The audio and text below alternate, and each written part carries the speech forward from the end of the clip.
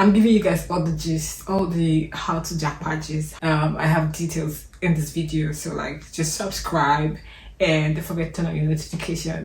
I don't know how many times I would say I'm back here again, but I'm back for real on YouTube. I'm actually back, you guys. So yeah, this is the much requested video about how I got to the UK, how I left Nigeria to the UK, the process, how I got admission into University of Chester, schools to apply for, what you need to get admission, what you need to get your visa, how much, what are the financial requirements, what are the documents you need. I'm going to spill everything in this video for you guys. So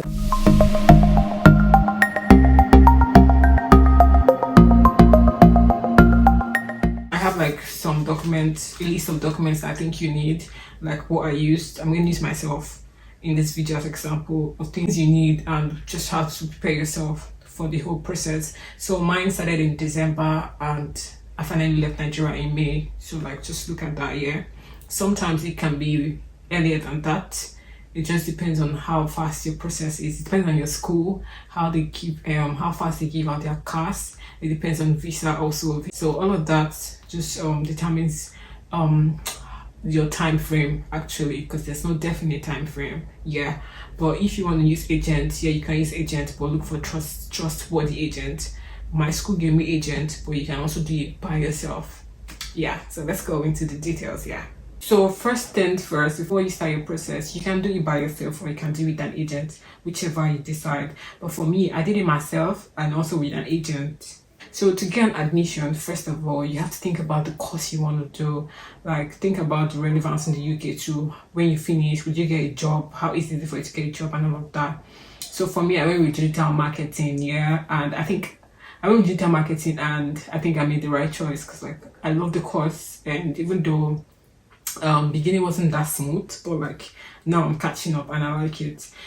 So like once you know your course, then you just Google UK schools that offer these courses and you have to check. So like I can't just say, okay, these are the number of schools you can check, these are the schools you can apply for, because like your course might not be in this particular school, and then it depends. For me, I was May intake. Some schools don't have May intake, while some are September, October, January. It's like that, yeah. So that's what it is. So once you get the school you want to apply for, then you go to their website, you just click on their website and you see how to apply for the admission. So like these are the documents you need to apply for admission. You need your transcripts, that's from your university. You need your WAEC certificate. So your WAEC, just make sure you have a C. You just make sure you pass your English. Yeah, you don't need IELTS. Yes, you need your WAEC, your transcript, your degree certificate too, data page for your passport. So your passport needs to be valid. If your passport has expired, you probably need to renew before you start applying for admission. And then you also need, there's something called statement of purpose. That's why do you want to do your masters? Why have you decided to come for your masters? That's statement of purpose. So like just make sure you don't plagiarize your statement of purpose. You can look for people that will guide you for your statement of purpose. So that's it basically.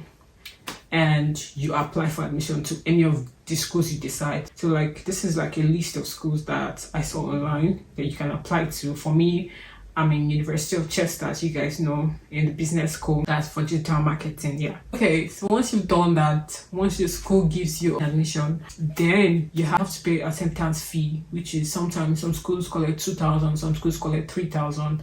My school collected 3,000, so I paid 3,000.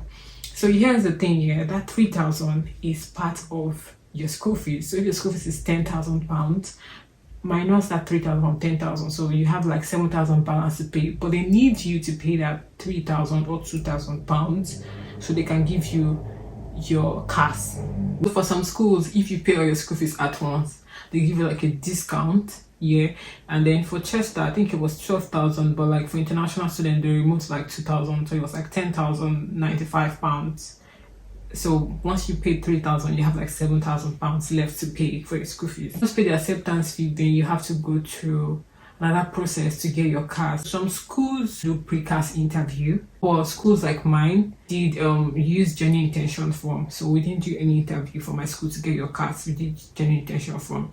Genuine intention form for Chester, they just ask you so many questions. Like the questions they ask you is like, why did you choose the UK, not the US? why did you choose Chester rather than the other schools? Like, why did you choose this course? How does it relate to what you studied in your undergraduate years?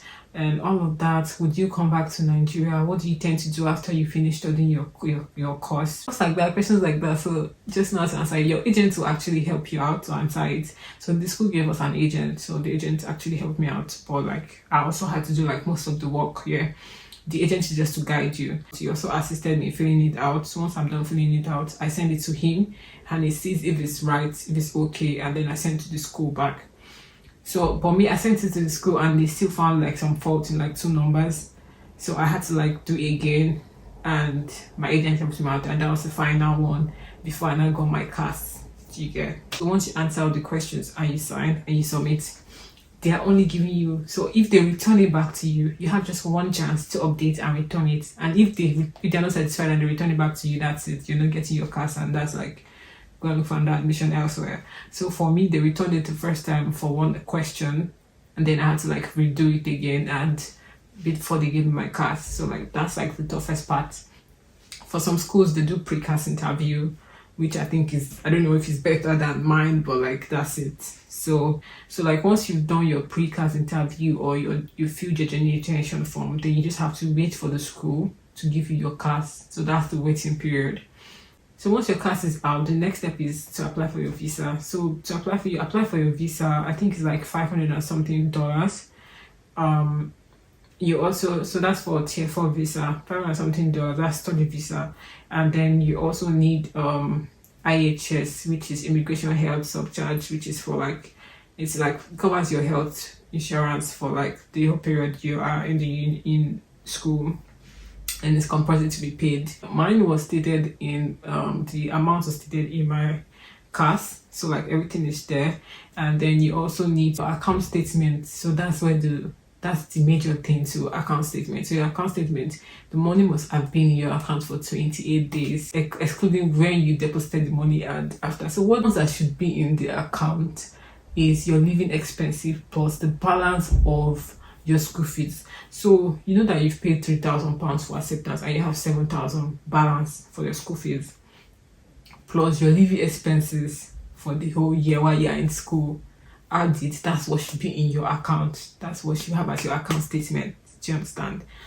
So you know when you were filling your intention form or your interview, they'll probably ask you if you're the one sponsoring yourself or your family or your parents are sponsoring you. So if you're sponsoring yourself, your account statement must be in your name, like the money must be in your account. So like for me, my school sent list of how much you need for your IHS, all those stuffs. They like calculated it for us and showed us everything.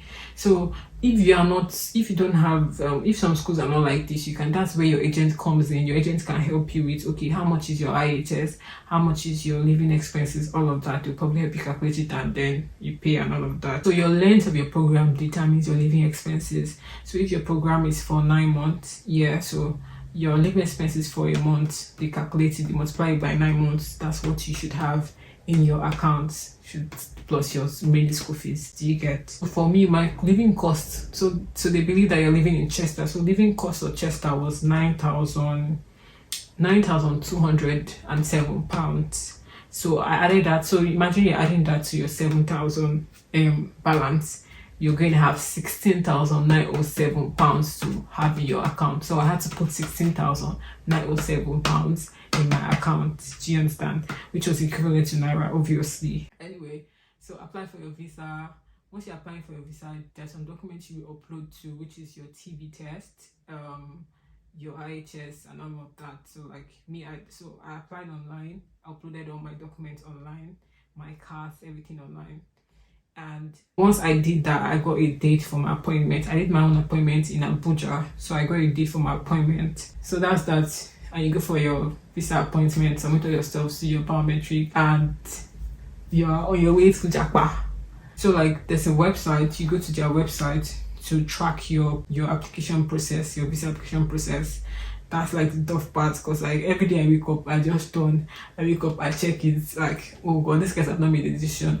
So normally they have super priority and priority visas where you can pay extra money, like I think extra £300 or $300 or so, or 200.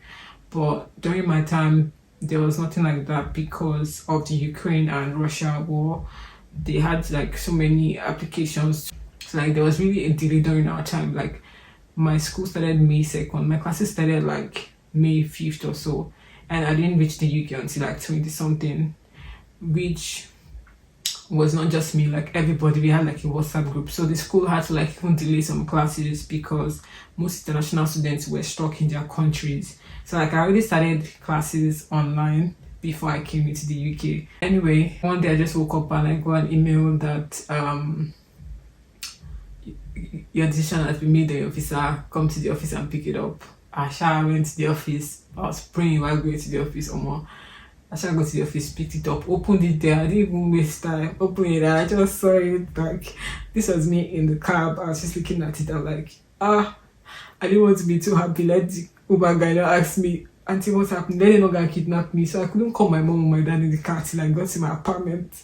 And I called them and started screaming. My mom was so happy. And my dad is like, oh yeah, pack all your things and start coming to the go. So start coming to the go. So when do you want your flight to be? I'm like, Daddy, calm down. Like, so I was packing and at the same time I was not packing. Do you understand? So everybody was like, they will give you now. Student visa, they always give you. But me, I was like, let me not be too happy and be disappointed. Do you understand? So like, I already packed some of my stuff, but like, that's when I was doing sales on Instagram and I had some other things that I also had to pack. And I have load, man. So I packed some things and then I was able to like give some out. And you know, luckily for me, my rent, I still had like 1 month for my rent. So like I just like sorted out myself, stayed some days in Abuja, and I went straight to Lagos. So my friends Bolo and Suka were like awesome. They helped me pack and everything, and you know how you have to keep secrets now. And I've not seen my brother for months. My brother came to Abuja to surprise me before I left. That like it was splendid how he took me to the airport. Like he made it easier for me. Like my family, they're also like they were there for me throughout the whole journey. Like my dad has always been supportive, and my mom, like they're like even the money. My mom's like, how much do you need? My dad's like, how much is this? How much is that? They were just like supportive all through the way, and I really can't wait to like make them proud and pay them. Like I'm not saying pay them, but like they deserve like the world from me. So like I was just so happy. Like at my age, I had parents that were this supportive. Like it's a privilege to have parents like that and have a family like that, which had got me teary at some points because I felt like, gosh, I wish I had so much money to support myself, like, and having not to do this. But like I'm still grateful that my parents can still do this for me and all of that. Anyway, let me not be emotional. Anyway, I got to Lagos. My dad and my mom, show you how happy they were. Like they were treating me how, you know how grandparents treat their grandchild. That's how they were treating me. Like they came to the airport to pick me up, and my stuff like wow, wow. Anyway, I took some money with me, so you have to hold some money with you.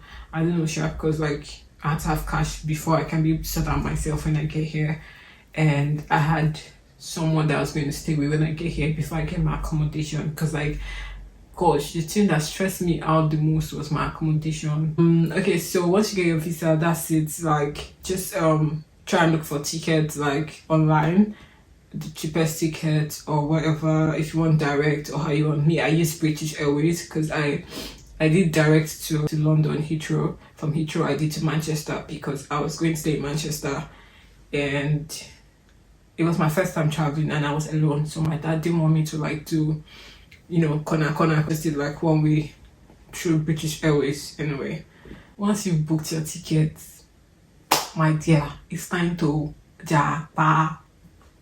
You're free. Like just like be careful. Like my sister will say, don't enter bike, don't enter keke, just be careful. Don't even go to the market.